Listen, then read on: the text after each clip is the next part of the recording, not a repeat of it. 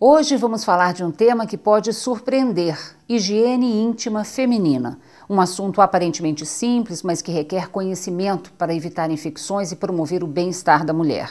Entretanto, em geral, por tabu, vergonha ou falta de conhecimento, a higiene íntima não é ensinada nem aprendida. Por isso, acompanhe uma série de informações e orientações que são resultado de estudo de especialistas. Em todo o mundo não existe nada relativo a isso, quer em nenhum tratado de ginecologia e obstetrícia ou recomendação por qualquer sociedade.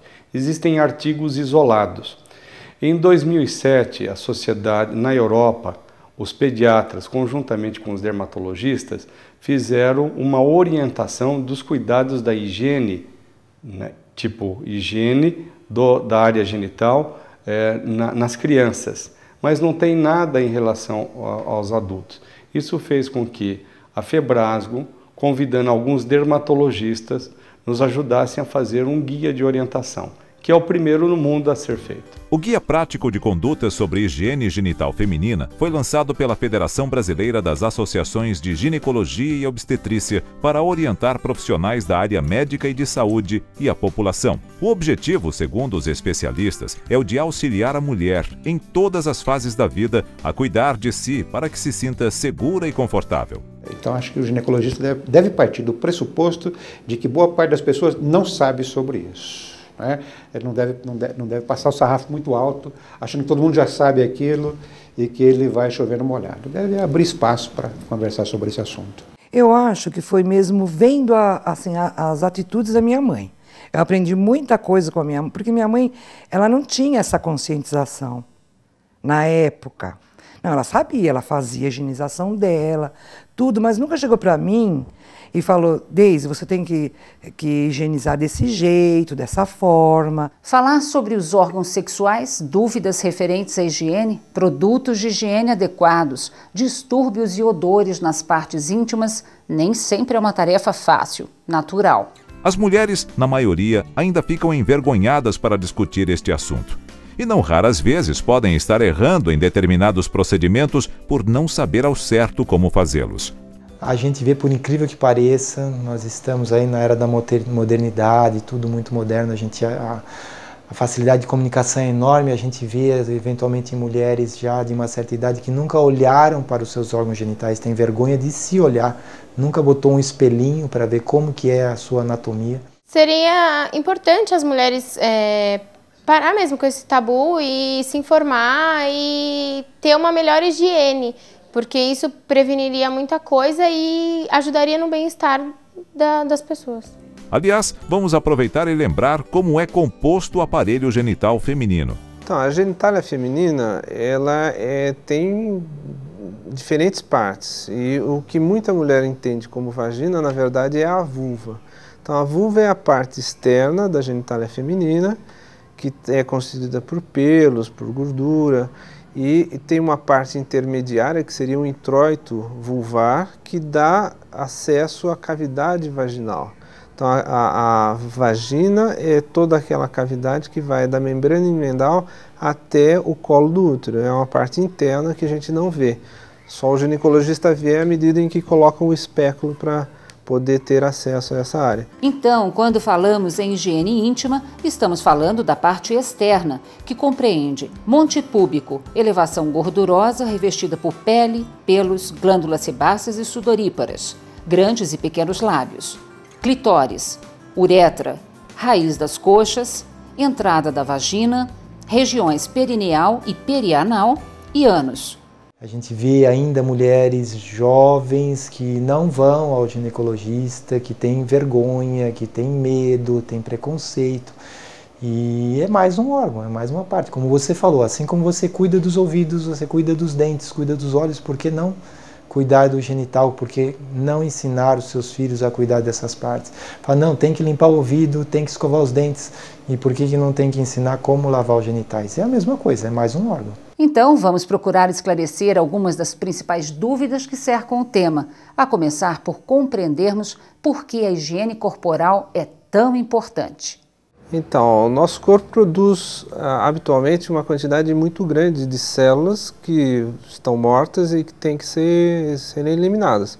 constantemente nós estamos produzindo células novas, e essas células que estão já degradadas, estão mortas, se elas não forem eliminadas, elas vão formar produtos de degradação que aumentam então a proliferação bacteriana e fúngica e pode trazer consequências. Então, elas têm a necessidade de serem eliminadas. Então, na nossa deglutição, nós eliminamos células mortas, na evacuação, na micção, são todas substâncias e células que têm que ser eliminadas, sem dúvida nenhuma.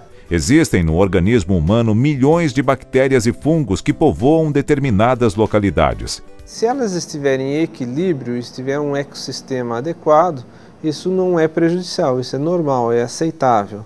Só que em determinadas situações, se você favorecer, elas podem crescer para um número exagerado. Então, exemplo, se a área estiver muito úmida, se a área estiver com muito calor, se a área estiver com muito traumatismo, se a área tiver muitos detritos, resíduos, isso tudo favorece o crescimento dessas bactérias e aí passa a ser uma infecção. E é justamente na genitália onde as bactérias e fungos podem se proliferar com maior rapidez.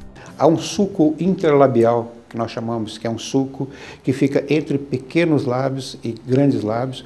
É uma região que pode acumular secreções, né, que são secreções naturais, mas que se não forem adequadamente cuidadas, elas se acumulam, né, e podem levar a processos infecciosos, processos alérgicos. Vale sabermos algumas das principais infecções e distúrbios que podem ocorrer nesta região. A infecção por fungo, que causa muita coceira, muito prurido na parte externa, deixa toda a área avermelhada e pode vir seguida de um corrimento branco leitoso, tipo um leite talhado. Pode também, por uma higiene anal mal feita, levar detritos para o interior da vagina e pode causar infecções vaginais.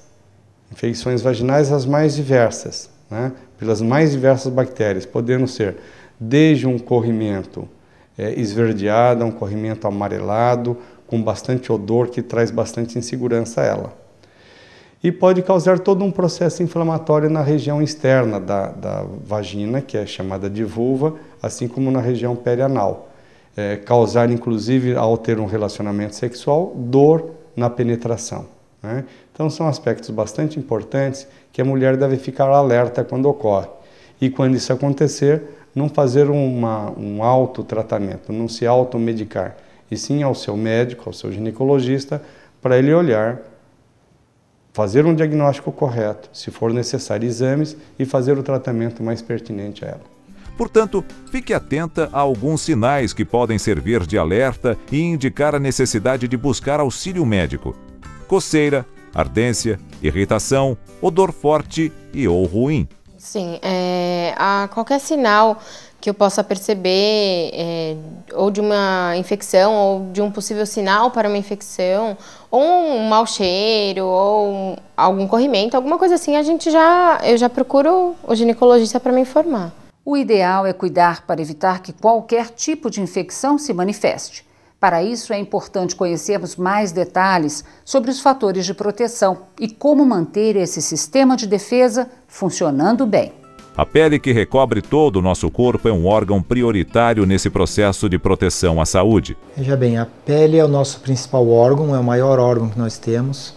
Mede em média 2 metros, pesa cerca de 4 quilos. Sem a pele ninguém vive. A pele é que nos coloca em contato com o mundo exterior e hoje em dia são descritas várias funções para a pele, não somente a função de barreira, mas como defesa também para micro-organismos, manutenção do equilíbrio, prevenção da perda de água, tem funções imunológicas, funções metabólicas, etc. Então são várias funções e cada vez mais nós estamos aprendendo sobre essas funções da pele.